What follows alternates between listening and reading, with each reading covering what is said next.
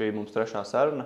Pirmajā mums daudz vairāk bija par ievadu, par no kurienes tu nāc, par arī 4 šiem dzīves stadijām, šīm pārejas punktiem. Otrajā reizē mums bija daudz vairāk uz attiecībām, ar sevi, ar otru cilvēku, ja attiecības kopumā.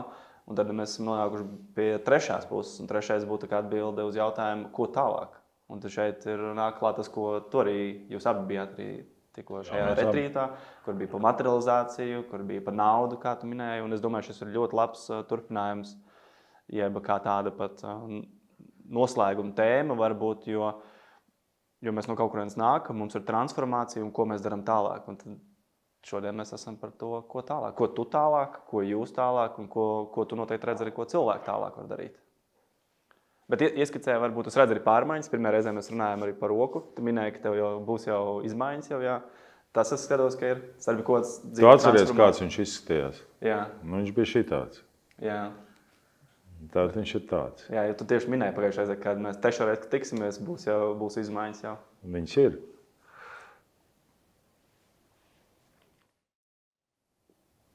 Pirmdien bija 2 nedēļas pagāja. Tā kā viņš kustās pilnā apjomā. Golfu es vēl īsti nevaru uzspēlēt, bet tūlīt tam jau ir. Jā. Ar mocu es jau braucu. Īstenībā es aizbraucu uz operāciju zāli ar mocu un arī ar mocu atbraucu. Šitā, es sajūgu spiedu šitā.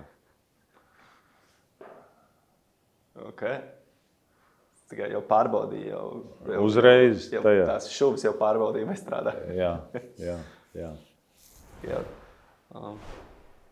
Apsveic ar pārmaiņām jaunā. Fiziskā transformācija.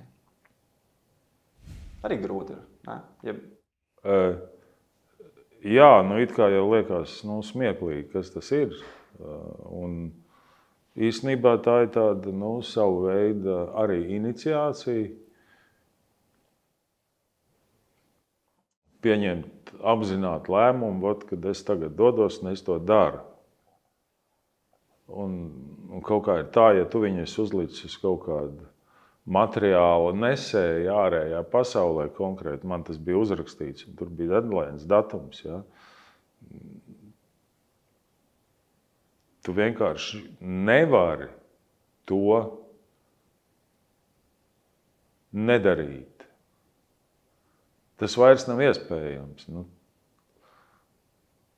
Un patiesībā tā ir ļoti svarīga lieta, šīs te savas vēlmes, mērķus un vīzijas dokumentēt uz kaut kādu, jebkādu materiālu. Bet īstenībā vislabākā forma ir rakstīšana un vēl krudāk ir rakstīt ar, ja tu esi labiķis, tad rakstīt ar kreiso roku. Tas darbojās un tas vienkārši darbojās. Tas ir ir tāds teiciens. Dievs ir un tam nav nepieciešama nekāda pierādījuma. Tad ar šito lietu ir diezgan līdzīgi. Tas darbojās un tur nav nepieciešama nekāda pierādījuma, vajag tikai pamēģināt. Tu pats raksti? Rakstu. Ar pildspalvas lapas, jeb kā? Man ir grāmata, mums ir arī tāds kā, mēs apmeklējām arī tādu pasākumu, kas saucās pasākums mērķi, pie šī paša, sadarbībā ar šo pašu, meistaru, skolotāju, vai nav, kā mēs viņu saucam. Un mēs definējām šos savus mērķus, vēlmes, vektoru, nezinu, dažādi to var saukt. Tuvējos gadam, 10 gadiem un lielos. Lielos tas ir tos, kur sniedzās ārpus mūsu fiziskās eksistences. Un tie lielie ir ļoti svarīgi. Un patiesībā jāsaka, nedod Dievs pie viņiem nonākt, jo tas ir liels izaicinājums, jo tajā brīdī, ja tu tiešām viņu sasniedz pilnā apmērā, tad ir 2 opcijas. Vai tev ir strauji jāpārlec citā kvanta līmenī, vai arī tu esi beidzies. Ja? Taču tas darbojās kā tāda lokomotīva, ja tev nav tas, nav tas lielais mērķis, it kā neizpildāmais vai neaizsniedzamais, tad tie mazie, viņi arī īsti nestrādā. Tas ir lielot, domāt, skatījums nākošajā paudzē? Nu, tas ir pāri paudzēm. Tas ir kaut kas tāds, kas... Es negribētu tagad to skaļi izrunāt, jo šīs lietas ir vairāk priekš manis paša, un ne viss man ir Es domāju, apjomziņā varbūt, ieskicējot. Nu, varbūt ne tā uz personīgos mērķus, bet apjomziņā es saprotu, ka tas ir... No apjomziņā tas ir projekts vai lieta, uz kuru tu virzies, kuru tu vēlies redzēt, manifestēt, un ir pilnīgi skaidrs, ka tas vienas cilvēka būtnes fiziskās eksistences vai vienas dzīves laikā īsti nav sasniedzams.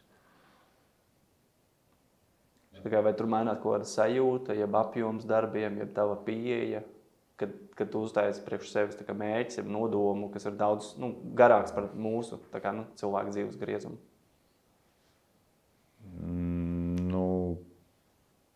Tas, manuprāt, ir diezgan vienkārši. Mēs tādā veidā, zināmā mērā, var teikt, ka piemānam zemapziņa ir ļoti svarīga lieta un ļoti jaudīga, taču no otras puses tā diezgan aprobežota, jo viņi var, mēs viņu varam ar savu prātu diezgan viegli apmānīt, ir tikai jāzina šīs te. Bet taču šajā gadījumā tā nav pat viltība. Tu jau nevar artificiāli definēt mērķi. Es nezinu, ka es, teiksim, dzīvošu uz planētas Mars vai planētas Saturns, tur kādā 3. vai 4. iemiesojumā vai jebkurā citā formā pēc N vai X gadiem. Ja? Tas ir tai vēlmei, tam mērķim vai tai vīzijai ir jānāk no iekšpuses. Tas, ko tu patiešām vēlies redzēt uz šīs zemes, pasaules, es nezinu, kosmosā, galaktikā, vienalga, tas var būt, tie var būt mega globāli, un tai pašā laikā tās var būt arī ļoti prozaiskas lietas. Ka mans mērķis ir, lai slaucamās govis un piens ne, bet govis, no kurām slauc pienu, turpmāk būtu zaļā krāsā. Labi, es tagad mazliet vulgarizēju. Ja? Tās var būt arī kaut kādas pavisam vienkāršas lietas. Zaļas govs nav tik vienkārši, bet ja pārkrāso, bet... Jā, es nezinu, kāpēc es tā pateicu tagad. Interesants salīdzinājums. Tas būtu viens no tiem, kas ir pietiekoši izaicinoši, noteikti kā mērķis, ģenētiski mainīt govs pigmentu. Gan jau kā var īstenībā. Es domāju, ka tās iespējas mums ir, mēs ļoti maz apzināmies pagaidām no tā, ko patiesībā mēs varam un kas mums ir pieejams. Materializācija un nauda. Kā tu to saskati? Ko tu redzi un ieskicē to, kā tev gāja? Enerģija. Enerģija, kur viennozīmīgi arī palīdz pacelties pilnīgi noteikti citā kvanta līmenī. Un, lai arī cik skeptiski liela daļa no mums, neskatoties uz to, ka liela daļa no mums skeptiski raugās uz naudu, iespējams, ka mēs pat reizēm nepievēršam uzmanību. Mums ir visādi tur apzīmējumi. Biezais,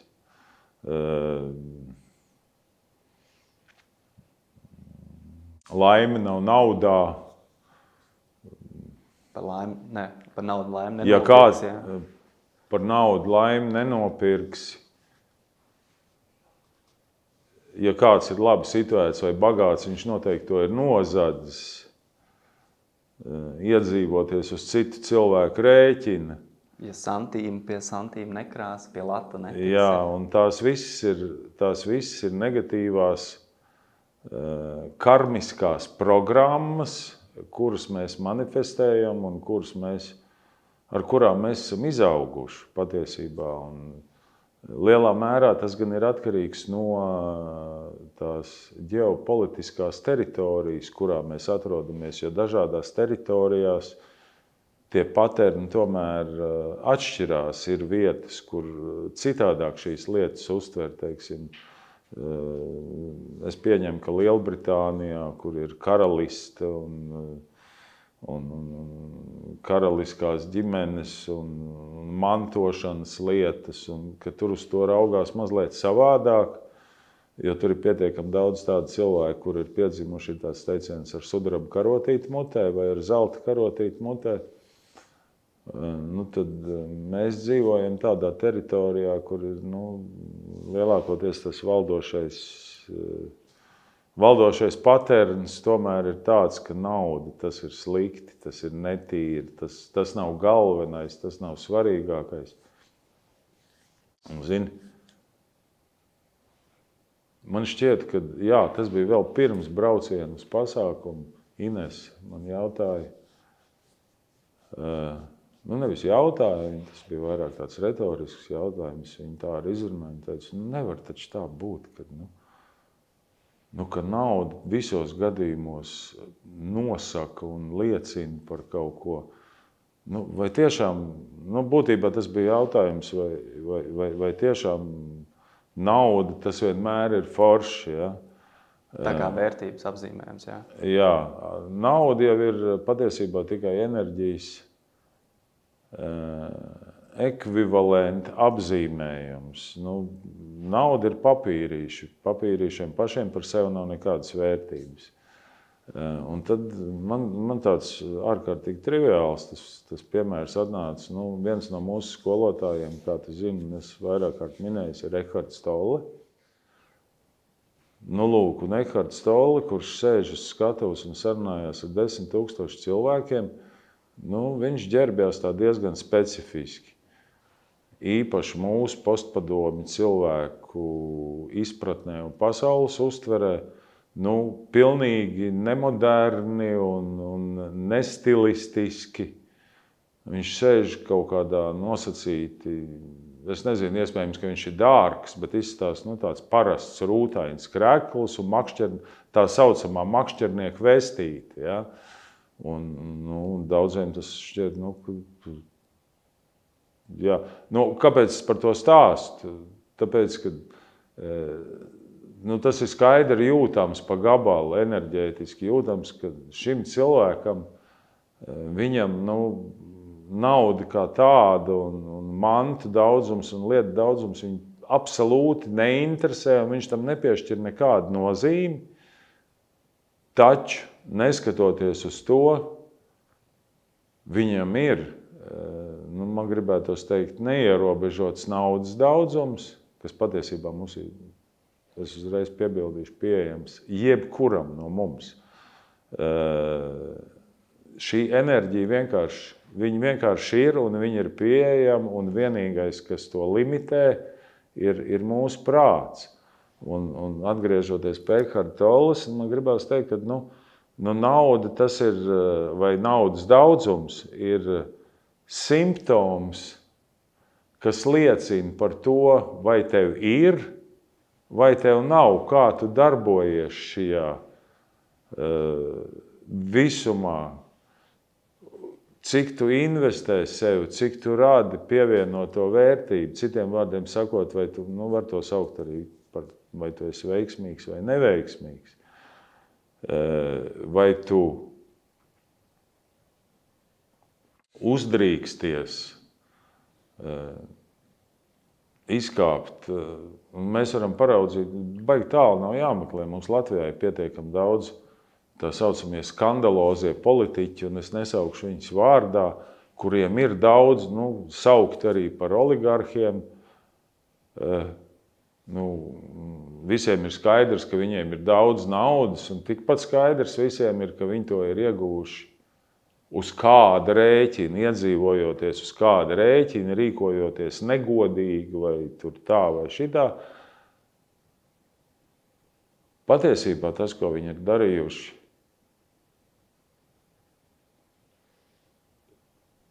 viņi ir uzdrīkstējušies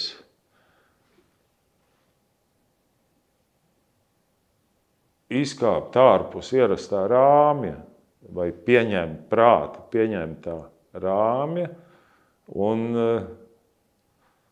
pazīmējuši mazliet, vēl tāds jēdziens kā gleznošana ārpus rāmja vai zīmēšana ārpus rāmja.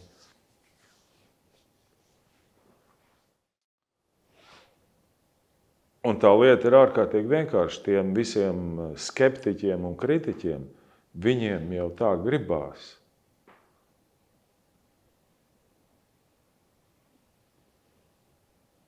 Taču viņu vēlēšanās atrasties tajā ķermeņa un prāta komforta zonā ir tik dominējoša, kad viņi nevar, nav varējuši līdz šim to atļauties. Un vienīgais, kā viņi var radīt šo komfortu vai nodrošināt sava ego, kas ir ķermeņa un prāta izdzīvošana, ir pazeminot sevi. Kad, ko tad es? Es jau, jā. Kaut kā tā. Es nezinu, cik palikt. Jā. Tāds attaisnojuma atruna līmenis kāds. Un, jā, tā kā nauda, tas ir, vai pareizāk sakot, naudas daudzums ir ļoti svarīgs simptoms, kas liecina par to, cik mēs esam gatavi, kāda ir mūsu kapacitāte. Viņas starp citu atšķirās, katram ir savi griesti, izkāpt ārpus savas komforta zonas. Ir tāds pastāsts, anekdote, kad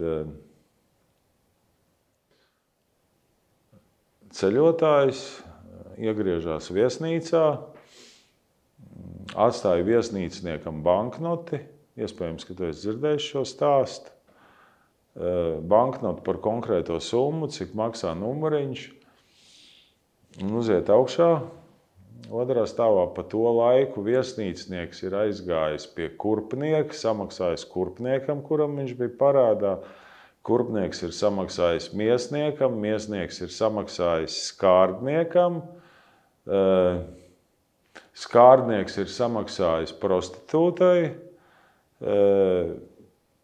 un prostitūta gala beigās atgriež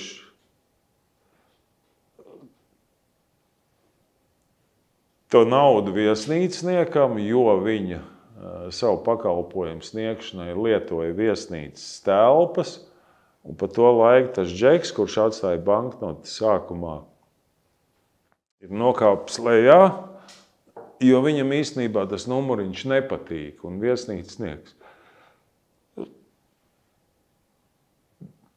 atgriež viņam šo naudu, un viņš laimīgs dodās prom, un rezultātā ir skaidri redzams tas, kā tā enerģija darbojās. Respektīvi, banknoti ir apgājis par riņķi. Viņi nodzēs uz kaut kādu konkrētu parādu visiem. Virkne ar parādiem, visi ir apmierināti. Un es pat nezinu, kā to paskaidrot, bet man liekas, tas ir ļoti interesants fenomens, jā. Tas ir tāds fenomens, par kuru ir vērts padomāt, kā tas darbojas. Jo tā ir tāda sava veida sociālā vienošanās, kurā, ja mēs, te būtu, piemēram, arī 3 cilvēki, un starp mums būtu, piemēram, tur arī 1000 eiro parāds, mēs paņemtu kaut vai, jautājums, cik ātri mēs viņu gribam rotēt, bet arī ar piecīti mēs uz riņķi viņš šeit istabā laižot, mēs varētu nodzēst, tā kā arī tādu kopējo 3000 eiro parādu. Bet mums kaut kā tas neliekās sociāli pieņemami, jo laikam mums vajadzētu iziet ārā katram no telpas un atsevišķi satikties, bet tieši tas pats piecīts izdarīt tieši to pašu. Un tas ir šis interesantais fenomens, kas mums galvā notiek, kad mēs rēķinam viņu, ka viņš nodzēšās tikai tad, kad mēs neesam tik tuvu blakus, un ka mēs neredzam, ka tas ir tikai viena naudas zīme, kas to izdara. Jā, un šis ir tas fenomens, ka mums liekas, ka tā vienmēr ir cita nauda, ka tā nav tā pati, bet tā ir cita. Un tas ir tas prāta mezgls, kas mums tur izveidojās. Mūsu prāts ir tas, kas limitē. Respektīvi, šī enerģijas plūsma, viņa ir pieejama visiem. Viņa ir pieejama tieši tik, cik mums vajag, un prāts ir tas, kas limitē to, ka tu nevari. Un tur ir karmiski, vēsturiski šajā dzīvē iegādāti visādi žņaugi, kas mums tiešām traucē to darīt, kaut kādas pagātnē piedzīvotas traumas, ar lielu naudu saistītas neveiksmes, vai bankroti, vai kaut kādas citas materiālas nelaimes. Un zemapziņa nelaiž mūs, viņi nelaiž pakāpties, un ir ārkārtīgi svarīgi. Mēs tur spēlējamies ar visādām, ar dažādām enerģijām, ja tā var lietot šo vārdu, spēlējamies. Domāju, šajā retrītā? Jā. Un šīs lietas tiešām darbojās, kad tev pietiek tikai apzināties, bet tai apzināšanās sajūtai ir jābūt īstai. Ka tu esi miljonārs vai miljardieris. Un tas bet ir viegli pateikt īstai, ja? Un tu jūti, kad apkārtējie sāk reaģēt savādāk. Ir vietas, kur viņi vienkārši aizmirst no tevis iekasēt naudu, neņem naudu. Tu dari kaut kādas lietas. Tas ir tā kā būtu izvairīšanās no naudas, ko tu minēji. Tur aizmirst iekasēt vai... Jo šo es ļoti daudz redzu, man tā bija problēma diezgan ilgu laiku, un es arī daudziem jaunajiem uzņēmējiem, kas grib šīs izvairīšanās no rēķinu sūtīšanas. Šis tikai iet kaut kā... Nē, es runāju par ko citu, kā apkārtējie reaģē uz tevi, ka tev ir kabatā miljardieru certifikāts. Nosauksim viņu tā. Pateikšu vienu piemēru. Veids neatļauto darbību. No brokastu telpas nes ārā glāzi ar arbūzu sulu. Tur viesnīcas darbinieki uzreiz stājās tev ceļā, kad nē, to nevar, to glāzi nevar nest ārā, vispār to sulu nevar ņemt līdzi, ja? Kur nu vēl glāzē, un tad varbūt papīra glāzē. Un man palūdza, es viņu nesu ne tā kā priekš sevis, man palūdza, lai es viņu aiznesu. Un es tagad atnesu to glāzi apakaļ un saku sievai, nelaiž. Viņa saka, šķiet, ka tu esi aizmirsis savu to miljardieru kartiņu. Ielikt kabatā un zinu, un es tā pamēģināju sajust. Jā, tiešām tajā rītā un tajā brīdī es tā nejūtos. Un tad es tā virtuāli viņu tur ieliku. Es saku, ok. Sapratu, paņēmu otrais to glāzi un tieši pa to pašu ceļu, tieši garām tiem pašiem cilvēkiem. Es vienkārši tā aizgāju, tā kā manis tur nebūtu, tā kā es būtu neredzams. Un viņi pat galvu nepagriez uz manu pusi. Tas ir tas, kā tas darbojās. Un šitā darbojās, jā. Arī šobrīd tev ir miljonāra kartiņa? Ik pa brīdim. Tas tāds kā labs atgādinājums. Ik pa brīdim es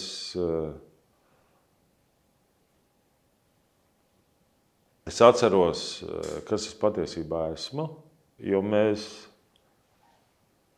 ikdienā ļoti bieži to aizmirstam. Mēs iekrītam tajā sociuma vai matriks, vai kā mēs viņu pagājušais nosaucām, būra struktūrā, purvā atpakaļ un sākam uz lietām raudzīties no tās vietas. Un raugoties no tās vietas, viņš izstās pilnīgi savādāk, un mēs redzam milzīgi daudz nepārvarams šķēršļus. Un tajā brīdī, kad tu atceries, kas tu patiesībā esi, tagad man jāizrunā tādu vārdu, kas iespējams kādam liekas pilnīgi nepieņemam. Es esmu Dievs. Un tam nav nepieciešama nekāda pierādījuma. Tieši tāpat kā tu, un tieši tāpat kā jebkurš cits. Mēs visi esam daļa no. Mēs esam forma, caur kuru Dievs sevi piedzīvo tieši tādā unikālā veidā. Tieši tik unikālā, cik tu esi unikāls, cik es esmu unikāls. Un, ja tu šo feelingu, tai skaitā to, ka tev ir neierobežoti naudas vai enerģijas resursi, atkal dabūni atpakaļ, tad tu raugies pavisam no citas skatu punktu uz tām lietām. Un tā vieta, uz kur tu taisies doties, tā darbība, kur tu taisies veikt, viņi notiek pilnīgi citādā. Tas ir tā kā kritērijs, vai tas, ko es plānoju, daru un virzos, vai tas ir tā kā dievišķi? Jā. Tā ir skaitā, jo tas, kas nav dievišķi, tas nedarbojas. Un Dievs, tā arī ir enerģija. Tas jau ir, tur jau ir tas neierobežotais enerģijas resurs. Mums nav, patiesībā mums nav limiti.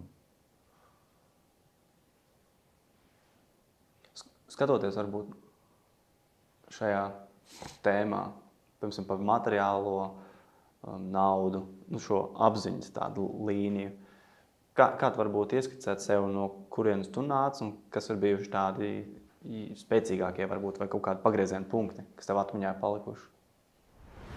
Tieši tā kā naudas sakarā? Jā, materializācijas naudas. Jo gan jau, ka, klausoties tevī, ka tur ir bijuši visādi pagriezieni. Protams, un šobrīd es esmu kārtējā pagriezienā, jo tā kā fiziskajā plānā šeit un tagad es esmu ceļā uz spilgtākie momenti. Zini, tie ir tādi mazie stāstiņi no dzīves, no fiziskā plāna dzīves iepriekš, no manas vēstures.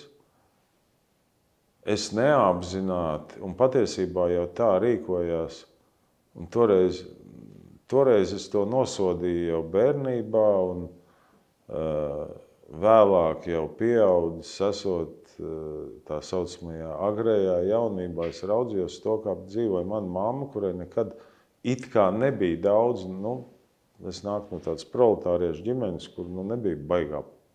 Bija pietiekami, taču mums nebija daudz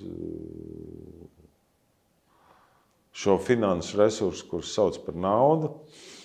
Padomu laikā jau vispār to cilvēku nebija ļoti daudz, tur viss bija vienādi un visi saņēma konkrētu algu.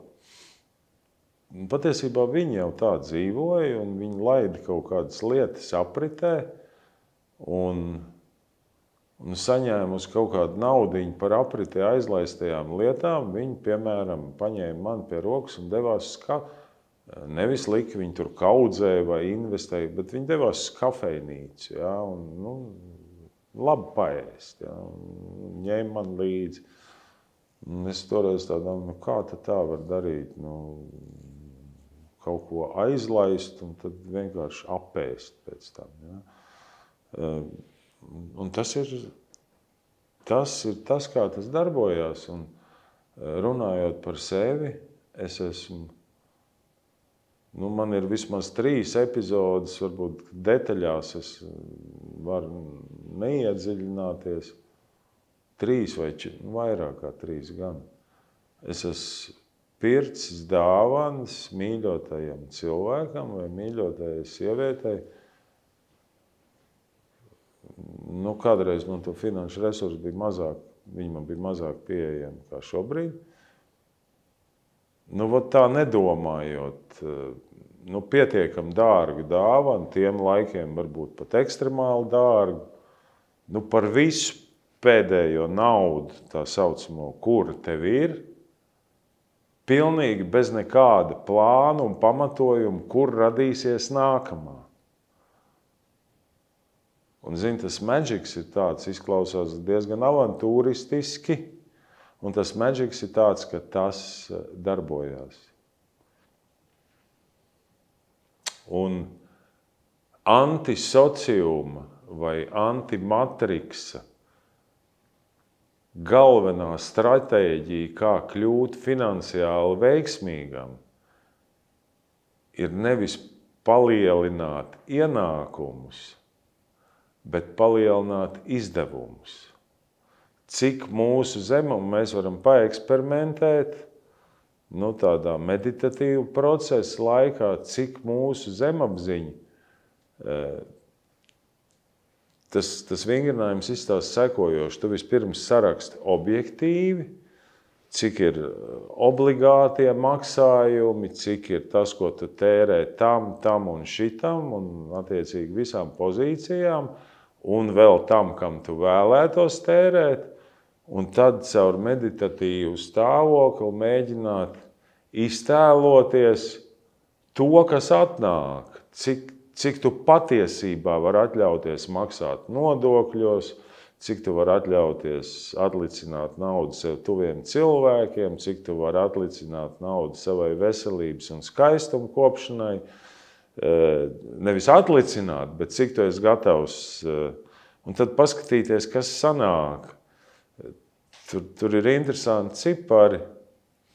Un, manā gadījumā tas finanšu daudzums, ko es esmu gatavs samaksāt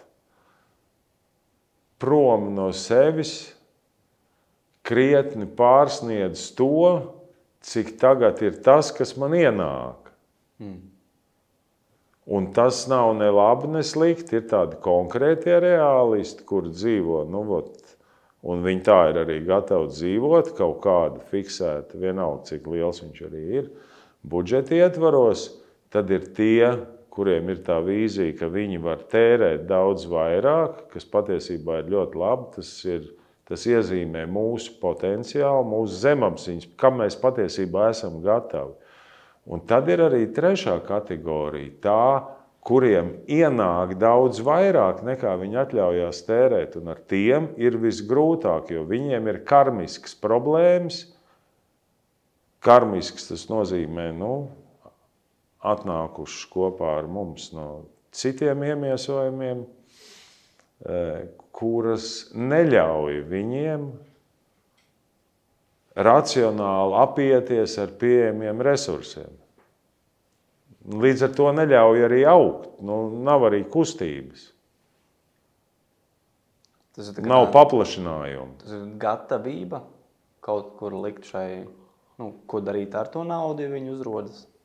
Jo, ja saprotu, mana gatavība tērēt lielāk, nozīmē, ka es esmu gatavs, ja viņi uzrodas, es uzreiz viņi iet tālāk, viņi strādā. Bet, ja man viņi nāk vairāk nekā es viņu spēju kaut kur viņai likt strādāt, tad es neesmu savā ziņā gatavs.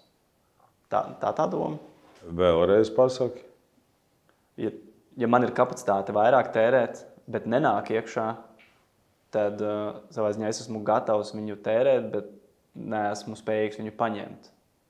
Bet tad otrs variants, kas saka, kur ir iespējams vairāk viņu paņemt, bet neesmu gatavs viņu tērēt, tad tas ir sliktākais gadījums. Sliktākāks. Tas viennozīmīgi ir sliktāk. Nevis sliktāk, nav labi vai slikti, tas ir grūtākais gadījums. Nevis tavs, bet tā cilvēka vai tās būtnes potenciāls ir ļoti neliels. Viņš ir ierobežots. Ja tev ir liels potenciāls, tad ir vieta paplašinājumam. Un tas paplašinājums attiecās ne jau tikai uz materiālajām lietām. Tas ir paplašinājums jebkurā formā. Vai tu vari atļaut sev redzēt vairāk, dzirdēt vairāk, uztvert vairāk, darīt vairāk? Vai tu esi gatavs? Un es tagad skatos, kurā līmenī es žestikulēju. Sarunājoties. Un es nezinu, vai es vienmēr, bet šitais jau ir, tas tas ir pietiekami augsts. Nu, ja mēs runājam var jau rādīt šeit. Vai ja mēs runājam par tām 7 čakrām, tas atbilst čakrām. Šis jau pat vairs nav sirds līmenis, šis ir augstāk. Un patiesībā es priecājos par sevi. Es sevi mīlu tieši tādu, kāds es esmu. Jā, un to es tikko piefiksēju, kur man liekas, ka agrāk viņš tomēr bija bišķi zemāk. Jā, pēc tās pirmos ierakstos. Jā, tam ir liela nozīme īstenībā. Kāda tam ir nozīme? Tas ir simptoms. Jā, ķermenis manifestē to, kas sanāk iekšā. Jā. Un tiem čakru līmeņiem ir arī pakārtots tās 4 kastes, kurām mēs pieskārāmies kādreiz. Ir tā saucamais, es tikai viņus nosaukšu. Ir tā saucamais purvs, tad ir tirgotāji, tad ir kareivji, un tad ir tie, kas rada pārpasaulīgos vai ārpus mūsu dzīves izejošos konceptus, tā, lai varētu saprast, par ko es runāju. Piemēram, tur varētu likt Jēzus Kristus, tajā līmenī. Ja? Un droši vien ne tikai. Es nezinu, vai Ilons Masks arī tur būtu liekams. Tiem, kuru darbības aptver jau tur miljoniem cilvēku. Jā. Un interesanti ir, ka šie beigi, to gan jau es minēju, ka viņi tērē, tas, kas paliek viņiem, ir 0,4% no tā, ko viņi saņem, vai kas viņi ienāk. Pēc būtības tas mums iziet cauri. Un savā ziņā vēl paralēls ar potenciāls, kā būtnei, un kā viņš miedarbojās ar šo materiālo pasauli. Jā. Tā kā, šeit ir šie 2 koncepti, kā liekas kopā. Jā, tieši tā. Tad varbūt kā tu skaties uz tiem, lai nepārprot, vai arī tieši otrādi, lai pārprot par šo, kā tu minēji, izmaksu palielināšanu, kā izaugsmes rīku. Jo kādam tas var likties, bet aizņemties naudu vai tērēt vairāk nekā es pelnu, ka tas nav labi, būt parādā nav labi. Kā tu viņus velc kopā šos konceptus? Nē, tas nav par naudas aizņemšanos. Tas ir par stipru lēmumu. Par stipru lēmumu pieņemšanu. Un, ja tu esi pieņēmis stipru lēmumu, tad ir jāsako darbībai, viņai jāsako uzreiz. Tas nav tā, ka es pieņēmu stipro lēmumu un es tagad gadu vai 2 krāšu, un ir jārēķinās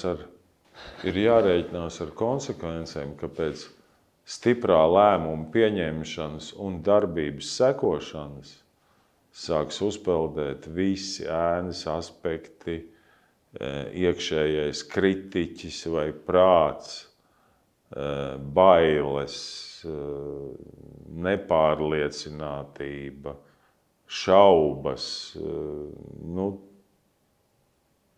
Tam ir savas konsekvences. Kā tu definē stipru lēmumu? Kas ir tās īpašības, kuras tu piedāvātu tam, kas skaitītos, šis ir stiprs lēmums. Tagad priekš manis, vai tas, ko tu redzi no malas, varbūt citos? Zini, investēt visus sev esošos materiālos, pat ja tie ir pēdējie līdzekļi kādā konkrētā projektā, mantā vai dāvanā, tas arī ir stiprs lēmums. Nevis domāt par to, kā es tagad nākamo mēnesi ēdīšu, bet tas ir par uzticēšanos. Es saprotu, ka tas izklausās atžgārni, ka tas izklausās avantūristiski. Tas ir stiprs lēmums. Aiziet no darba, no tā saucamā darba, kurā tu radikāli mainīt savu nodarbošanās veidu, ir stiprs lēmums. Mainīt dzīves vietu, gan vienas valsts ietvaros, arī tas jau ir pietiekami stiprs lēmums, un vēl stiprāks ir pieņemt lēmumu pārcelties, teiksim, uz citu valsti. Partneru maiņa arī ir stiprs lēmums. Tie ir... Tie ir tie lēmumi, kas savu veidu risku pieprasa. Jā, jo tu nezini, kā būs. Tad es dzirdu ar to visu vai neko, ka viņš tur ir pagrieziens. Jā, paldies, ka tu atgādināji, un tas ir par totalitāti, par kuru man šķiet, ka mēs kaut kādā brīdī runājot iepriekš esam tam jau pieskārušies, ka ir milzīga atšķirība, vai tu investē sevi, vai sev esošos resursus, vai caur sev nākošo enerģiju pa 0,90 meloju. Pa 99,9% atstājot nebaltām, tā saucamām nebaltām dienām, 0,1%. Un ja mēs to kāpinam 365. pakāpē, jau gadā ir 365 dienas, tad es precīzi to daļskaitli neatceros, bet mēs iegūstam daļskaitli, kas ir 0,0 un vēl kaut kādi cipariņi. Tā ir atgriezeniskā saite vai tas ieguvums, ko mēs iegūstam, iedomājies, investējot sevi kādā lietā par 0,99,9%. Un investējot sevi par 100,01%, kas ir par 0,2%. Tas atšķirās tikai par 0,2%, un kāpinot šo 365. pakāpē, mēs iegūstam ciparu 30, vēl tur ir cipariņais komati. Ja? Tātad 0,0 pret 30 komats. Un tas ir, angliski sakot, outcomes ir tāds, ārkārtīgi vienkārši. Un tas ir par totalitāti, respektīvi. Ja es daru, tad es daru, un šis te 0,1, 100,01, tas ir tas, kas tev ir nepieciešams arī trenažieru zālē, lai uztrenētu muskuli. Jo tev ir jāpaceļ vēl to 0,1 reizi vairāk vai jāizdara tas citādāk tur nekas nenāk klāt. Un tā atšķirība ir, viņa ir tik acīm redzama un tik taustām, ka jā, tas ir par totalitāti. Kā tu esi novērojis varbūt savā ikdienā, varbūt tās kaut kādas lietas, ko dari, kuras pieprasa šo 0,2 uzvedību, un tu redzi, ka nāk šie neproporcionāli lielie ieguvumi. Tu gribi, lai es tādu nosaucu kādu konkrētu piemēru? Jā, varbūt tev kāds pieredzes stāsts, kur viņš tev ir atgriezies atpakaļ tādā veidā. Jo gan jau, ka tev ir, es domāju, pietiekoši daudz šādu piemēru, droši arī veltīt laiku padomāt, bet noteikti ir, kur tu redzi, kur atšķirības starp to, ka tu esi ielicis šo 99,9 un 100,1, un tur saprati, ka, skaidrs, kāpēc te bija jāieliek tas. Vai arī varbūt citiem cilvēkiem redz to atšķirību.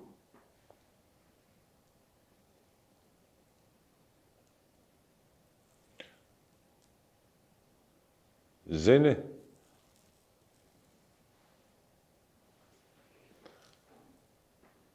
patiesībā ir tā, ka, ja es tā retrospektīvi paveros atpakaļ, man ir viss, man visi kā ir pietiekami. Tā skaitā arī, ir pietiekami daudz visādas ekskluzīvas lietas, kuras man ir gribējies, un tajā brīdī, kad man viņu gribās,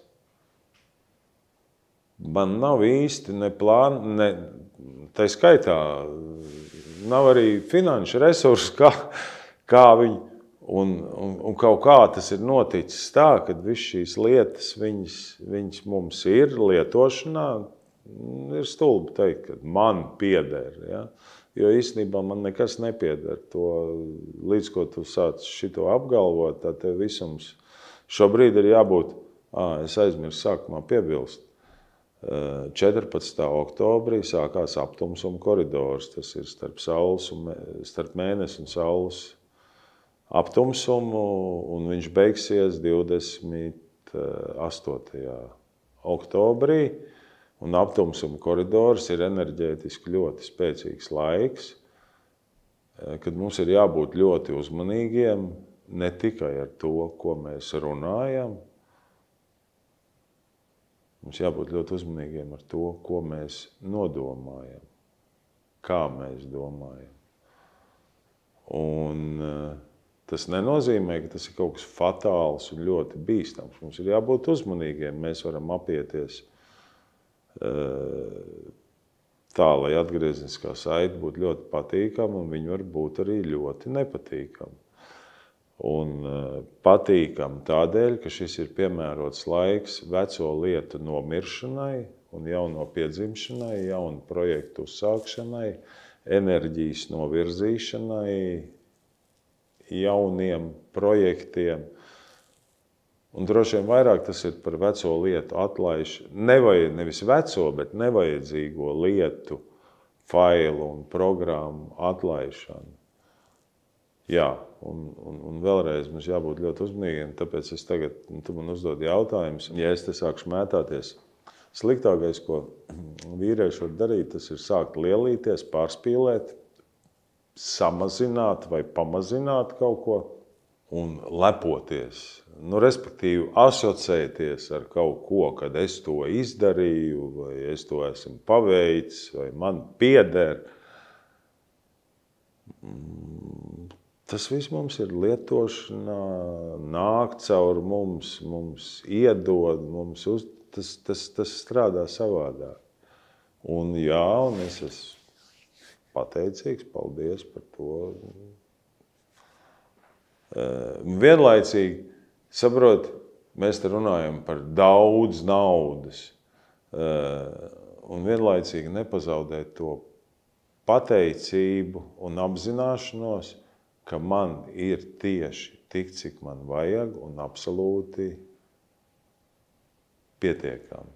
Un tu man pirmīt jautāji, vai tas nav par naudas aizņemšanos, vai es atbildēju, tas ir par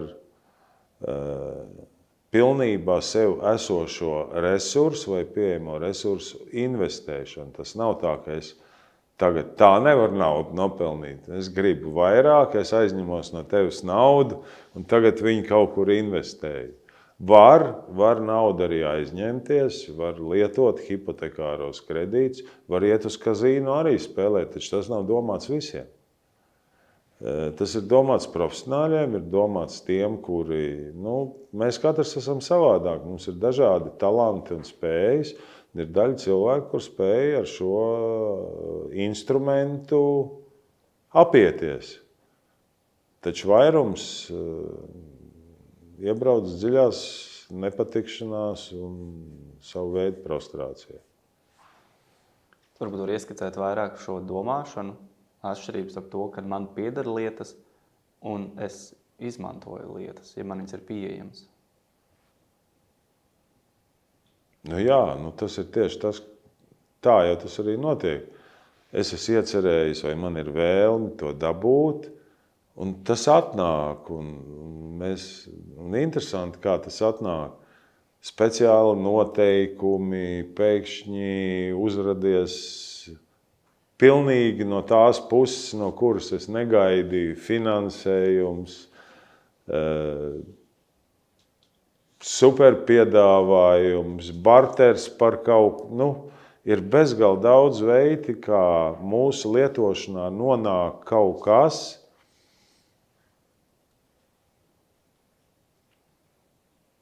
Mēs tādi bijām kopā ar vienu labi pazīstamu cilvēku tajā pasākumā.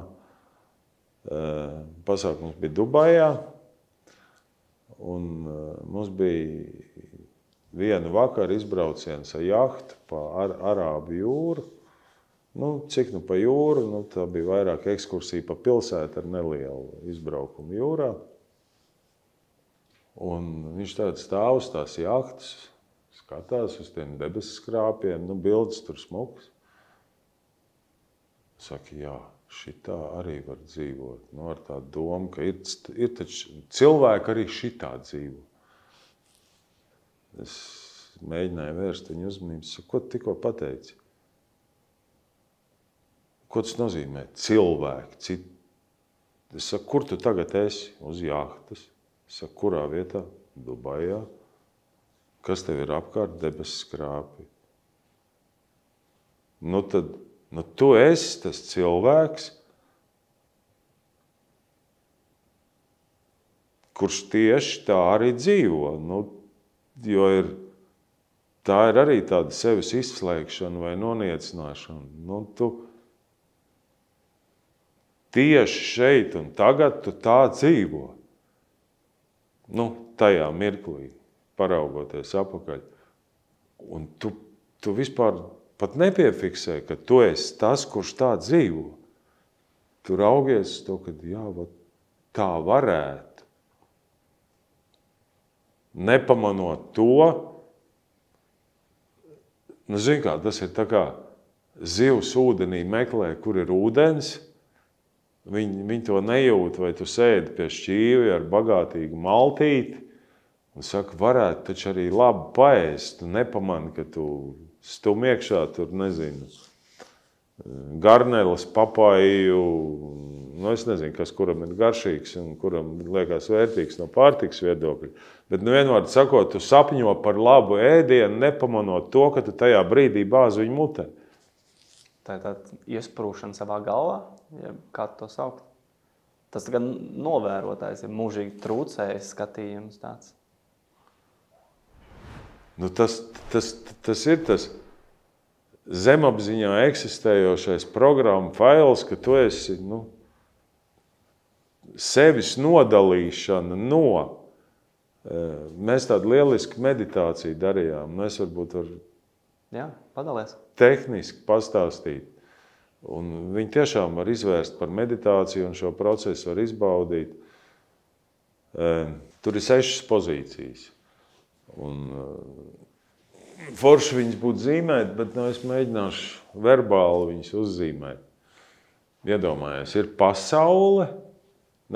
Vispirms ir āris, es, apkārt man ir pasaule, un tad ir un vispār cilvēki dalās tajās kategorijās. Ir tādi, kur nedaudz saņem un daudz atdod. Tie ir lielākoties tādi izkāmējuši, kā mēs ar tevi vai kā es. Es nezinu, vai es esmu tas, kurš nedaudz saņem un daudz. Es īstenībā man šķiet, ka es daudz saņemu. Bet tie ir katrā ziņā, tie ir kalsni cilvēki. Un, protams, ka viņi ilglaicīgi, baigi nevar funkcionēt. Ja tu saņem mazāk resursus nekā tu atdod, tu kaut kad izbeidzies. Tad ir otra kategorija. Otra kategorija ir tie, kuri daudz saņem un maz atdod. Tad ir apaļ. Tie sāk uzpūsties. Un tas atkal sit pa fizisko ķermeni, jo mums jau nekā cita nav. Mums ir fiziskais ķermenis, caur kuru mums tiek padoti visi tie signāli, lai mēs kaut ko darītu savādāk. Un tad, ko mēs varam darīt?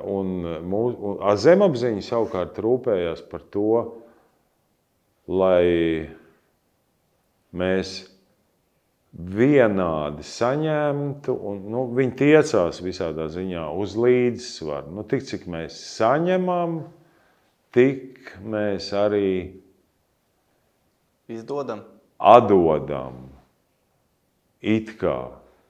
Un tad nākamā pakāpe vai nākamais solis ir apzināšanās, ka patiesībā neeksistē saņemam un atdodam, bet ir es, ir pasaule un ir plūsma.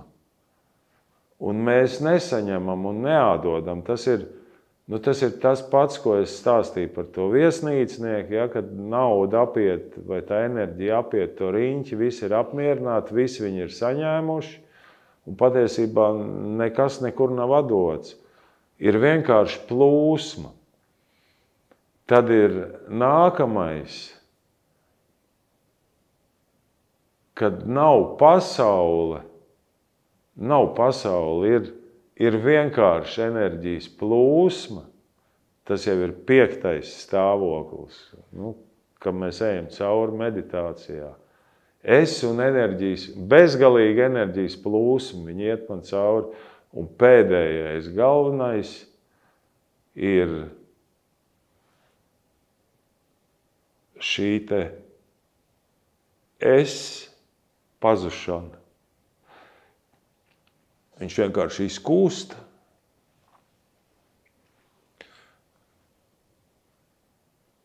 Un tas, kas paliek pāri, ir vienkārši neierobežota, bezgalīga enerģijas plūsma, un tas ir viss. Un nav šīs separācijas, nav es un enerģija.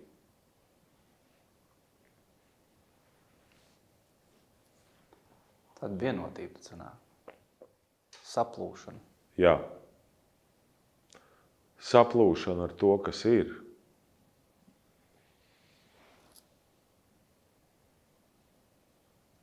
Un tas ir tas brīdis, kad beidzās dualisms.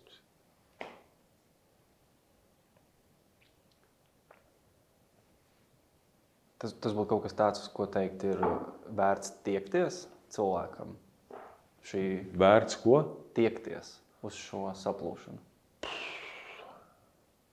Es nedomāju, ka uz to ir mērķiecīgi jātiecās. Es domāju, ka mēs visi ejam tajā virzienā. Mēs esam dažādās vietās uz tās taciņas. Un kad tas ar katru no mums notiek, un vai vispār kādreiz notiek, tas ir individuāli. Tad apzināmies vai nē, bet mēs kā sabiedrība... Respektīvi, piedod, ka es tev pārtraucu, respektīvi, tas vienalga ir tieši tā. Jautājums ir par to, un tas pat nav jautājums, mēs runājam šobrīd par to, kad, kurš no mums to apzinās, vai sāk, tā tas kaut kā notiek. Varbūt tev ir kāda pieeja, varbūt tāpat meditācija vai kaut kas, ar ko tu varētu padalīties tagad, lai mazliet vairotu šo apzināšanos.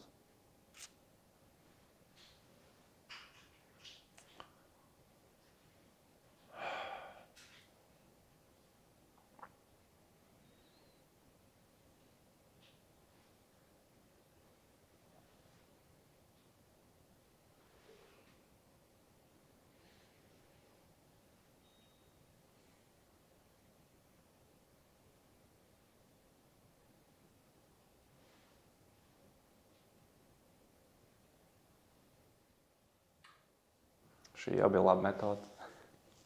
Paklusēšana. Jā. Tas bija par to.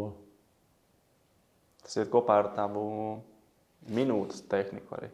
Pēc 6 minūtēm tikai es esmu mainījis. Tas notika ļoti tā dabiski un organiski. Tur visādi simptomi bija. Man Dubajā apritēja precīzi 6 mēneši, kopš es veicu šo, tas ieplānotais laiks bija 9 mēneši, kā grūtniecība pēdējie 3 jau bez modinātāja, bez atgādinātāja. Un tāds vienkārši notika. man šis cikls izbeidzās tieši Dubajā. Pie tam ar modinātu, ar atgādinātāju. Viņš nozvanīja, es viņu izslēdzu, lai viņš neskan. Un kaut kāda iemesla dēļ tajā dienā, tātad es esmu norāvies, es sāku no gala. Un es vairs neskatos uz plaukstu. Laikam man bija jāskatās tieši tik ilgi, kamēr šis pirksts palika taisns. Es tagad skatos telefonā, jo telefonā man ir brīnišķīga Dubajas bilde, kur mēs esam kopā ar sievu uz jahtas. Un man vienkārši fascinē tā enerģija, tā dimensija, kurā mēs bijām. Un es tādu nesalīdzinu labi vai slikti, skaidrs, ka šī ir pilnīgi cita dimensija, kurā mēs esam šobrīd. Un tur bija pilnīgi cita dimensija, kur ir, amazing, brīnišķīga, baudām, un viņā ir īstenībā ekstremāli grūti, jo tur ir milzīgs, tīri fiziski, ķermeniski, tur 43 grādi un milzīgs mitrums.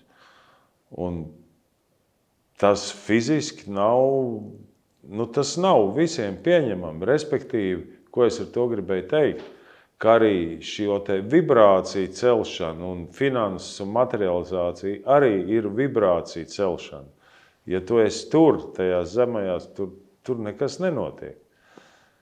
Un šī vibrācija celšana ir, fiziski, ķermeniski grūti panesama, taču pie tā var adaptēties. Bet jautājumā par to, ko mēs ejam, tu minēji par šīm frekvenču celšanu. Un tas ir ļoti gaisīgs temats, tas nav vienkārši izmērāms, bet kā tu uz to skaties, un varbūt tev ir kaut kādi ieteikumi, ko darīt, lai celtu, lai tad kāptu uz augšu? Īstenībā tas ir vienkārši izmērāms. Hercos. Un skaitlis 144 vai 144 herci ir mīlestības frekvence. Ja kas. Un tas ir objektīvi izmērāms. Man tikai smadzenedarbības viļņos, ja kā tu viņus mēri? Tās elektromagnētiskās svārstības, kuras ģenerē tavs ķermenis.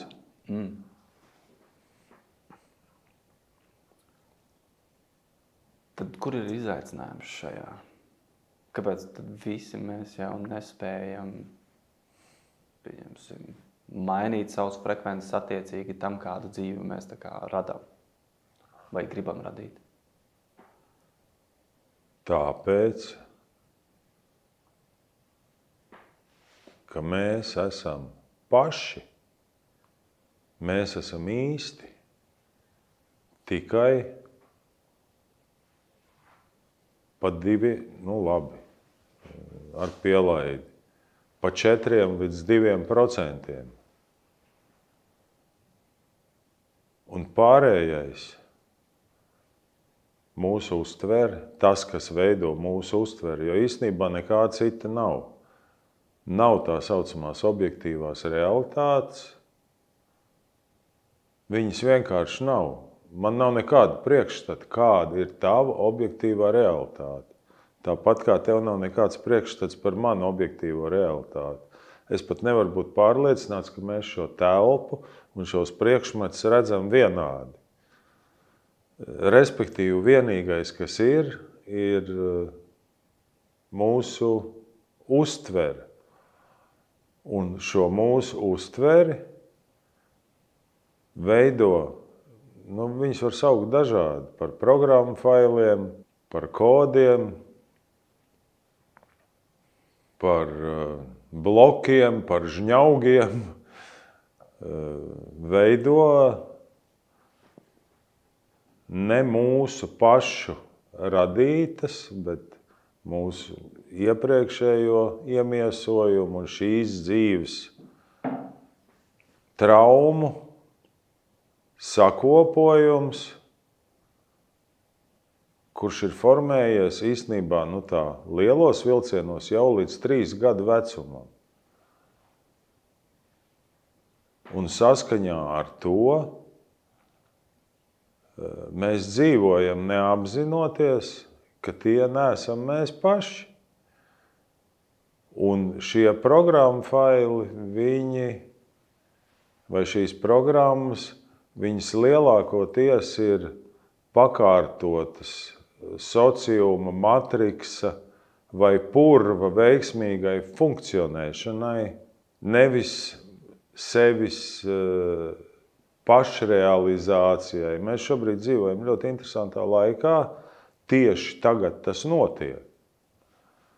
Un iespējams, ka tieši šī gada, šis oktobra mēnesis un šis aptums un koridors ir tas brīdis, kad mēs varam izpakot, pamanīt un atlaist tās programmas, kuras mūs ierobežo. Respektīvi, kāpēc visi nevibrē 144 hercos, ir tikai pavisam vienkārši iemeslu dēļ. Tāpēc, ka šīs vibrācijas vai nonākšana tajās vibrācijās bloķē mūsos esošie programmu faili. Bet tā kā tu minēji, tad sanāk, 98% mēs esam apkrāpušies ar programmām. Mēs sastāvam no tā. Mēs sastāvam, jā. Vai pareizāk sakot, mūsu uztvere sastāv no tā. Nekā cita nav, ir uztvere. Uztvere ir tā, kas interpretē objektīvo realitāti, tā sauc lietas vārdos, sajūtas, apraksta, uzvedības modeļus, stratēģijas un tā tālāk un tā joprojām. Un tas viss mums neļauj izpaust mūsu autentisko. Dievišķo. Ir vēl cits vārds, dievišķo. Un tad tas ir varbūt tie 2%. Jā, apmēram. Zini, ir dažādi skolotāji, dažādas skolas, dažādi pasniegšanas veidi. Cilvēki runā par 95,5, par 99,6 un 0,4, par 98 un 2. Tas nav tik svarīgi. Tā ir vienkārši tendence vai tāda nosacīta proporcijas apzināšanās. Tas cipars ir subjektīvi, bet jāsaprot tā proporcija, ka kaut kas ļoti mazs pret kaut ko lielu. Tieši tā. Un ka tas mazais spēj mainīt un ietekmēt visu. Ja mēs ķeramies pie mazā, viņš maina visu lielo. Absolūti. Kas ir tas, ko tu redzi, ko tu ieteiktu mainīt? Ar ko sākt varbūt? Tiem, kas varbūt arī nonākuši pie šīs apziņas, ka viņi jūt, kad ir lietas, ir tās svarīgās lietas, kuras es pieņemu lēmumu, kā tāds stingrs lēmums uz to 1%, jā, es tagad mainu, vai uz tiem 0,2 kaut vai. Un viņi redz, ka tā dzīve mainās. Varbūt kaut kas, ko tu vari ieteikt, kā praktizēt vairāk šo, vai pievērst uzmanību tam vairāk.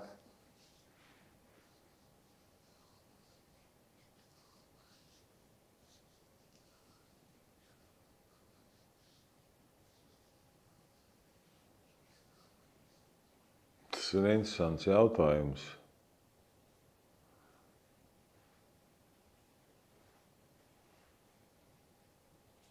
Tu zini, man liekas, es varētu atbildēt tā. Man nav ieteikumu un padomu, respektīvi, nav panacējs un nav svarīgi, ar kuru metodi, caur kuru meditāciju vai kopā ar kuru pavadoni vai skolotāju mēs to darām. Svarīgi, ka tas vispār notiek un ir tikai viens, kurš zina, kā var mainīt āris to. Un tas, kurš zina, tas ir āris. Tas nav laimonis, kurš var ārim tagad izstāstīt praktisko tehniku. Jā, var izstāstīt vingrinājumus, tehnikas, meditācijas, kas tā kā vispār stūrē tajā virzienā. Taču kā tieši tu, piemēram, vari beidzot atļaut sev just, tu sākumā, es nezinu, vai mēs to jau ierakstījām, vai tas jau rakstījās, tu teici, ka tu esi noķēris to feelingu, kad es uzticos tā iekšējai sajūtai, un tur tā robeža ļoti trausla starp to īsto dievišķo sajūtu, impulsu, var to saukt arī par intuīciju, tādā atpazīstamā valodā, un starp momentu, diez vai tā pat ir sekunde, iespējams, ka mazāk, es neesmu to mērījis, momentā sekojošu prāta vai iekšējā kritiķa uzslāņojumu. Viena tāda vienkārša lieta. Es par tām kārtīm stāstīju par to kāršu minēšanu. Spēļu kāršu. Neatcerās. Pavisam primitīva lieta, kas ir pieejama katram, viņi ir trenējami, un viss šīs lietas ir trenējams. Jāatcerās, ka disciplīna un disciplīna. Disciplīna nav paklausība. Disciplīna ir, es nezinu, kā padēt, tas... Apņemšanās darīt? Apņemšanās darīt, jā. Nevis apņemšanās darīt, bet darīšana, tad, kad tu esi apņēmies. Tas ir lēmumu pieņemšana un seko darbība. Un tā darbība atkārtojās, jo tu nevari pārliecināt zemapziņu vai izmainīt zemapziņu šādi. Tas ir process, tas notiek pakāpeniski. Un ko es to gribēju teikt? Tāda sajūta. Par ko bija jautājums? Par tām tehnikām, par spēļu kārtīm es sāku stāstīt. Vispār, ja mēs gribam, jebkurš no mums, tas nav nekāds selektīvs, taču trenējams, talants, spēja. Es varu iekāpt tavā galvā, pieslēgties tev, nolasīt to, ko tu tajā brīdī domā. Taču, lai es to varētu izdarīt, man ir jābūt zināmā konkrētā stāvoklī. Jāatkāpjas atpakaļ vairākiem filtriem, uzslāņojumiem, jāaiziet cauri tādām sienām, jānonāk tajā vietā, kur mums ir vidussmadzenes, sajūtu ziņā, un jāizmet tāds kā āķis uz tavām vidussmadzenēm. Visu šo, par ko es te runāju, tās mistiskās lietas, visu to sauc par energoinformātiku, un tas viss strādā. Tas ir tāpat kā ar gaisu. Mēs visi elpojam. Tas visiem liekas, ok, visi zina, ko mēs elpojam, gaisu. Un tad viņiem saka, parādiet man, kur ir tas gaisu.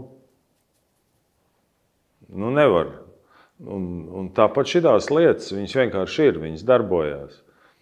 Un neticīgie, lai paliek pie savas neticēšanas, un ir tie, kuri pārliecinās par to, ka tas darbojās. Lūk, un viena no šādām trenējumām lietām ir kāršu kava, un es tagad izvelku kārti, un ja tu tiešām esi tajā statementā, un tavs fokus ir tur, tajā punktā, kur ir tas tavs čiekurveida dziedzers, un tu spēj, un tev atnāk impulsi.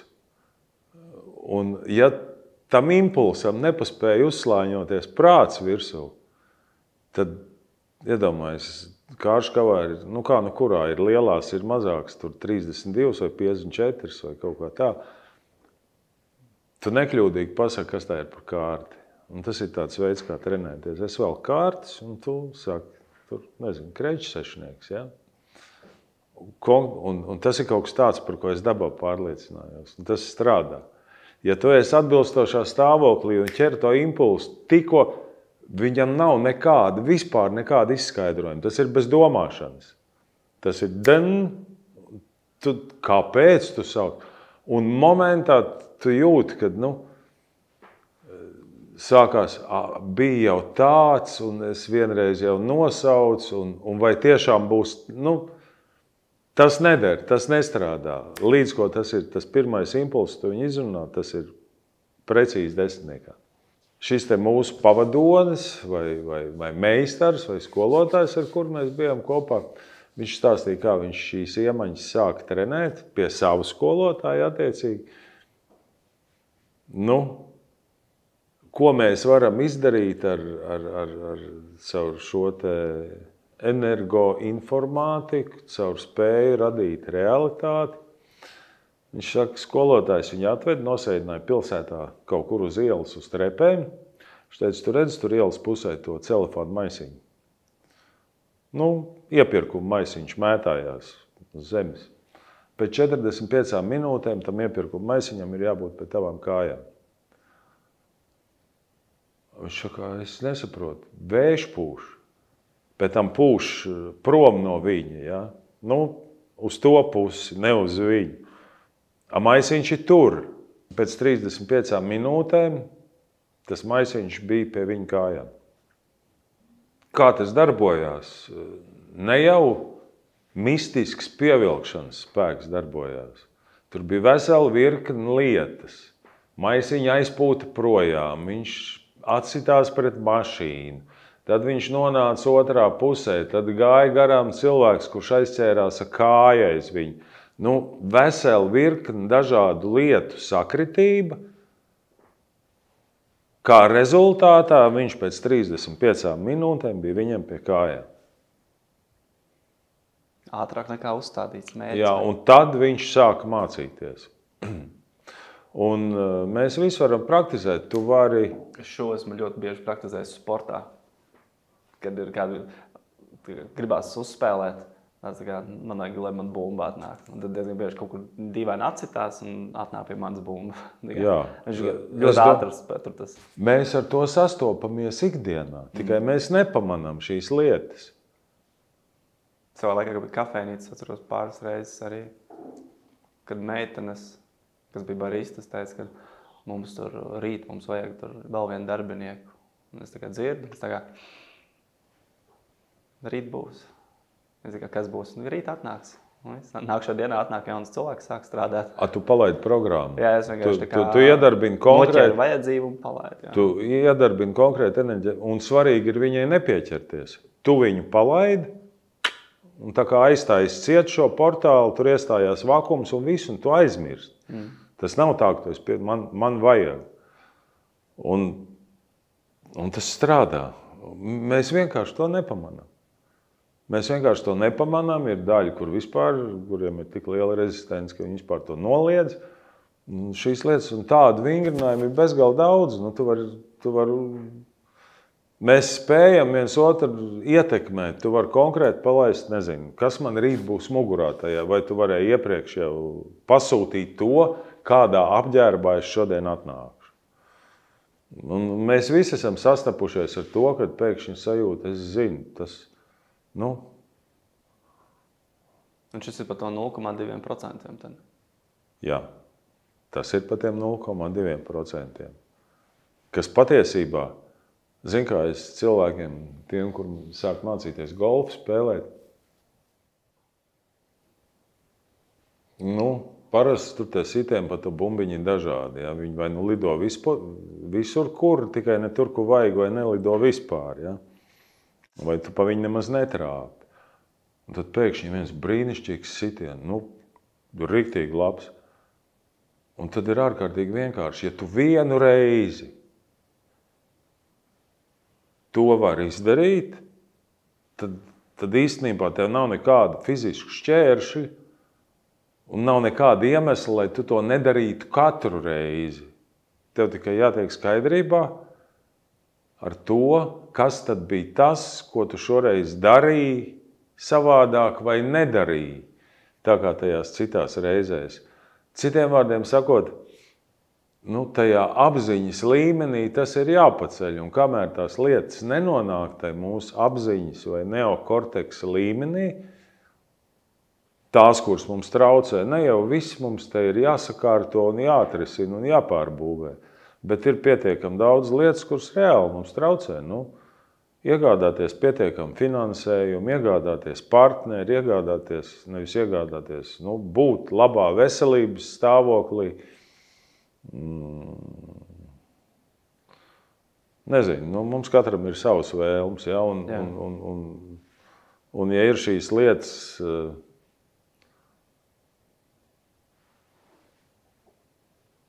kuru dēļ mūsu šī te fiziskās dzīves kvalitāte pazeminās, tad ir vērts pie tā piestrādāt.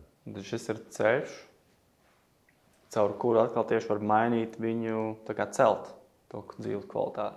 Viennozīmīgi, jo vispār mēs neesam šeit, lai ciestu. Un pagājušreiz mēs sarunu beidzām, Ines atzīmē, ka tas gan bija labs teiciens. Kad cilvēkam ciešanas ir nepieciešams tik ilgi, līdz viņš pieņem apzinātu lēmumu beigt ciest. Tagad būtu jāpieņem apzināts lēmums, veidot iekšēju šo saskaņu. Uz to vismaz vienu golfa sitienu, saprotot, ja es vienreiz varu izdarīt, tad man ir visi nepieciešamie resursi, lai šo varu atkārtot atkal un atkal. Absolūti. Un no medicīniskā konteksta, teiksim, ir cilvēki, kuri ilgstoši cieš no kādas hroniskas kaitas, kas pazemina viņu dzīves kvalitāti, viņiem ir sāpes tajā vai citā segmentā. Un tad viņiem ir tā saucamās brīvdienas, pēkšņi vienu dienu viņiem nesāp. Un tad saka, bet kā tas tā darbojās? Tev gadiem ir ciešanas un tev sāp, un tad ir viena diena, vai teiksim, gadu laikā tās ir kaut kādas epizodi, pat tai nav jābūt dienai, tā ir epizode, ka tev nesāp. Vai nav šīs ciešanas, tad kas tad notiek tajā brīdī? Un ja vispār tāda epizode eksistē, tad nav neviena iemesla, lai šis stāvoklis nepaliktu tāds, jā, paliktu tāds, bez ciešanām.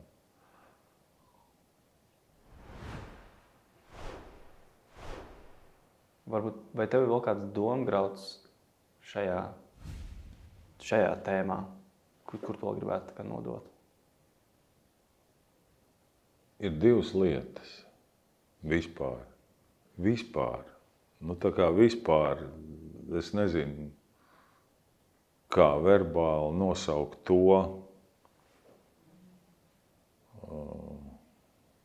kur mēs esam, kur mēs eksistējam, kur mēs sevi piedzīvojam, jo patiesībā to nemaz īsti verbāli nevar nosaukt. Un tajā ir tikai divas lietas – bailes un mīlestība. Un tas aicinājums man būtu atrast sevī to resursu, kā pārkāpt tam baiļu slieksnim, jo kamēr mēs baidamies, tikmēr mēs nedzīvojam. Kamēr mēs baidamies, tikmēr mums ir ierobežojumi. Ierobežojumi patiesībā dzīvot. Mēs jau nevaram izbaudīt visu to, kas šeit ir pieejams, ja mums apkārt ir visu laiku visādi rāmji un ierobežojumi. Un tas mans aicinājums būtu pārvarēt to, rast sevī resursu, pārvarēt to baiļu slieksni, lai izietu cauri tai iepriekš mūsu sarunās pieminētajai nāves zonai, no ķermeņa un prāta komforta zonas nonākt mūsu dvēseles un gara komforta zonā, jo tas, ko mums saka ķermenis un prāts, kas ir komforts, tas nav ne mūsu dvēselē, ne mūsu garam. Un jā, mēs nezinām, kā tur būs. mēs pat nezinām, vai tas ir labāk. Īstenībā zinām, tas pilnīgi noteikti ir, nav labi un slikti, patīkamāk dvēselei un garam, un šķiet ļoti nekomfortabli un bīstami prātam, un reizēm arī ķermenim. Eleganti. Lai es šodien pieliku punktu. Paldies!